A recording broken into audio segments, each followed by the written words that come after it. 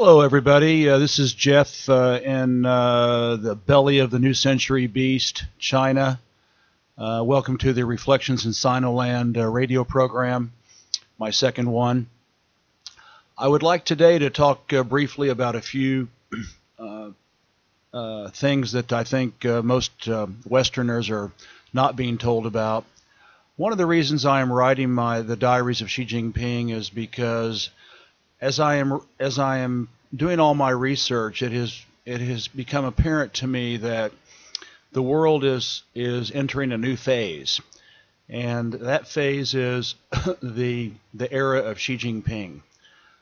For China, we had the era of Mao Zedong from 1949 to about 1978, although he died in 76, and then we had Deng Xiaoping, who took China to the next level of its post-liberation evolution from 1978 to 2013. And now it is very, very clear to me that we have entered a brand new era, and that is the era of Xi Jinping. I do not have time to, I guess I could, but I don't want a one-hour program to articulate this today.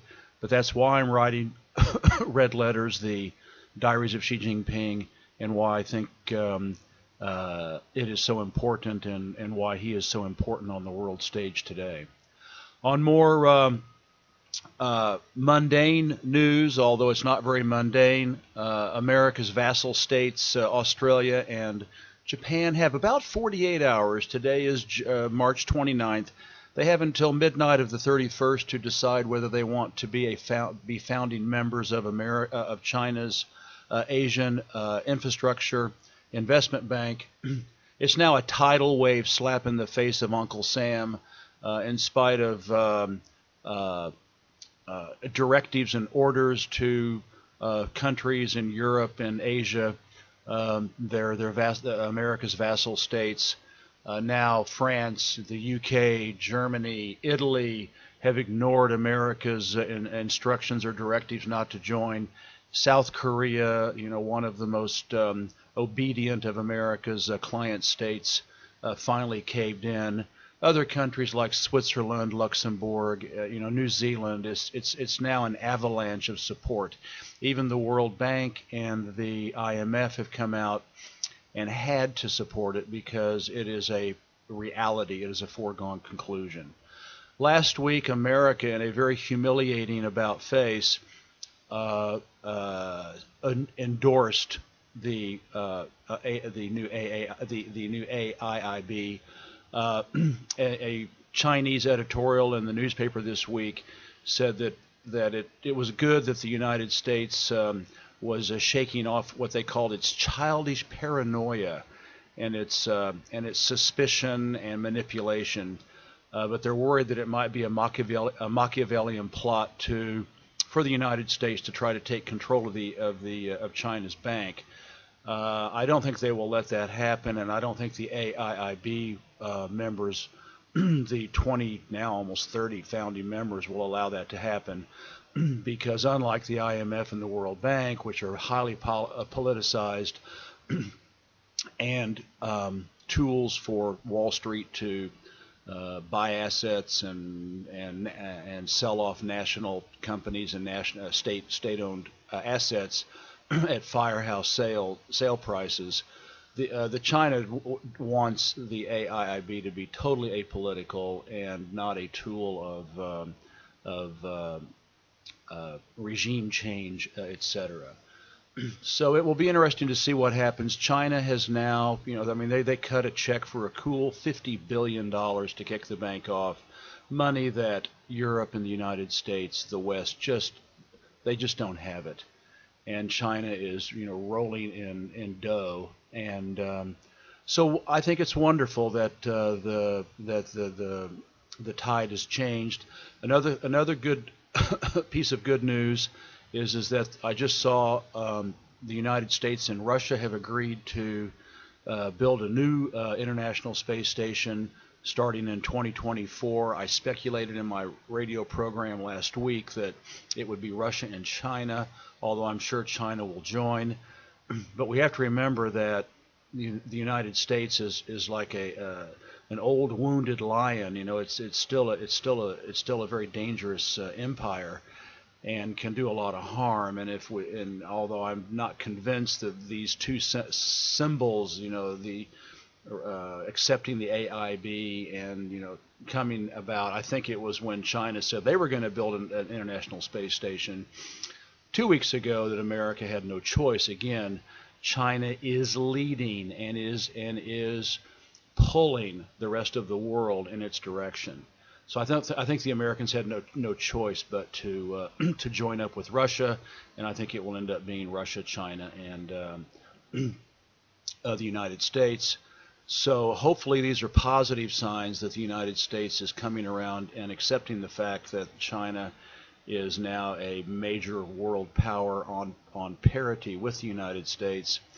Because if the United States takes a hard crash, the chances of World War III, along with Israel, with their 200 and something nuclear warheads, the chances of nuclear war and the end of humanity as we know it would increase substantially. I thought it was very interesting during the National People's Congress and during a literary festival here. I listened to a number of supposed experts on China, and they kept saying that the mainstream media keeps saying China's foreign ministry has very little influence on China's foreign policy, that everything is decided by Xi Jinping, who heads the Central Foreign Affairs leading group. And they say that the foreign ministry must listen to the military as well as the powerful state-owned corporations which have billions invested overseas, that the foreign ministry must listen to the aspirations of the masses and the citizens and their sense of patriotism to the fatherland, and that Xi is the final arbiter of every foreign policy decision. But I'd like to ask you, how is this different from the United States or the West? I would like to point out that the American Constitution states the following. Under the Constitution, the President of the United States determines U.S. foreign policy. The Secretary of State, appointed by the President with the advice and consent of the Senate, is the President's chief foreign affairs advisor. The Secretary carries out the President's foreign policies through the State Department and the foreign services of the United States. Do you honestly believe that the Joint Chiefs of Staff in the United States have zero influence on American foreign policy?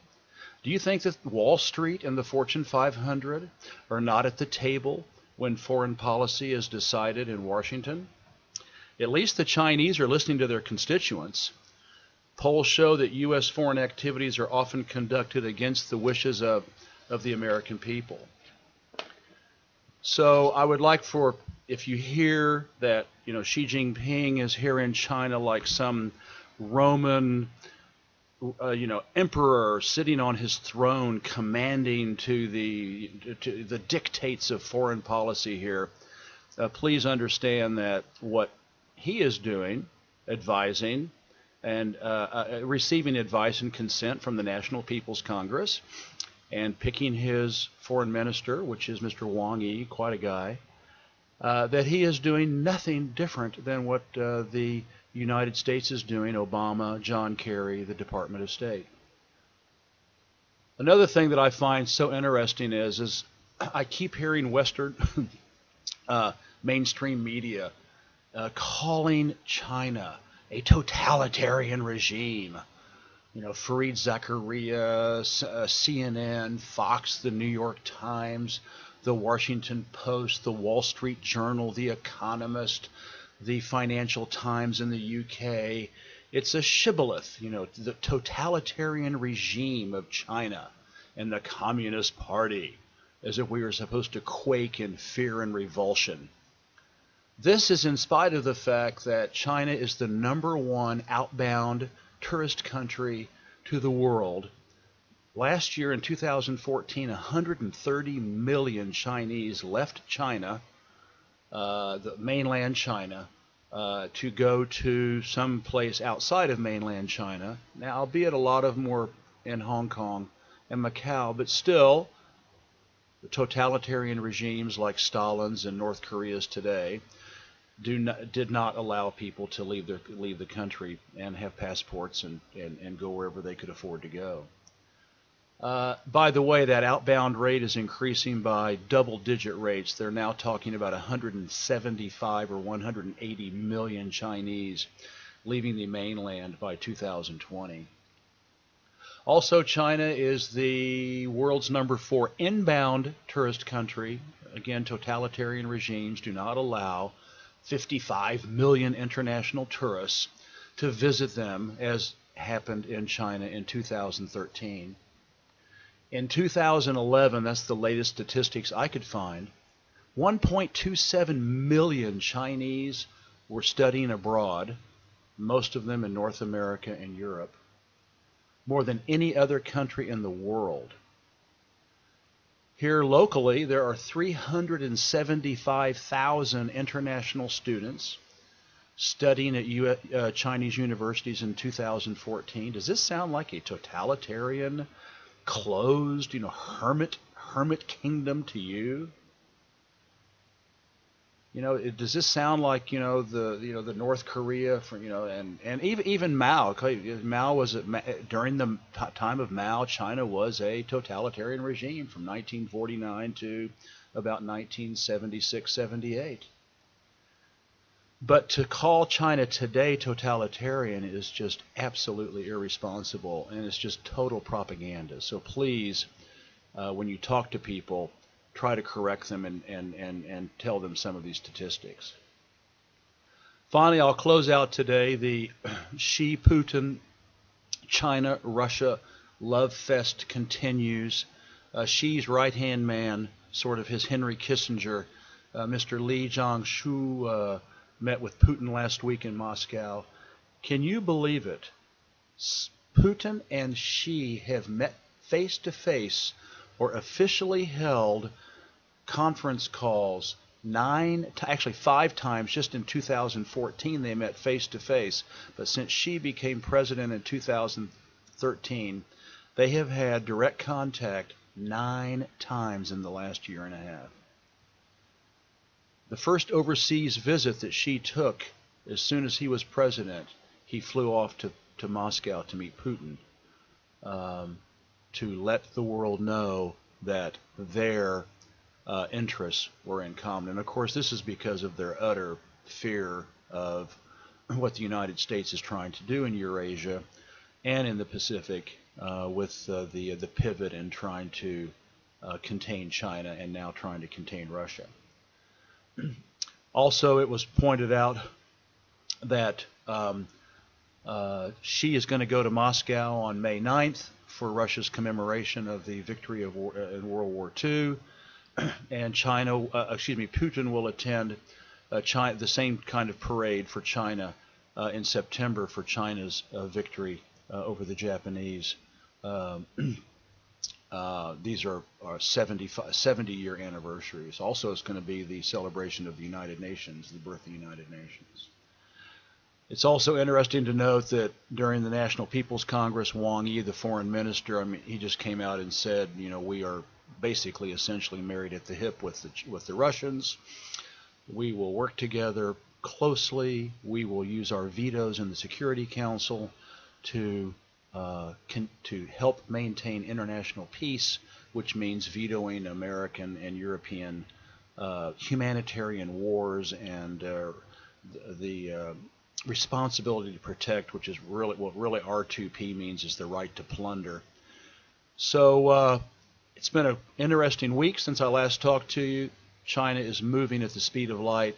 Things are happening here so fast I can barely keep up while writing Xi Jinping's diaries. I hope you enjoyed this short program. I'm going to try to keep them around 15-20 minutes so that you can get on with your life and go to work, go to school, and enjoy the rest of your day. Good to talk to you or listen to you or hear from you. I get emails every time I do one of these, and I would love to hear from you and any comments that you may have. Signing out from the belly of the New Century Beast, this is Jeff Brown, Reflections in Sinoland.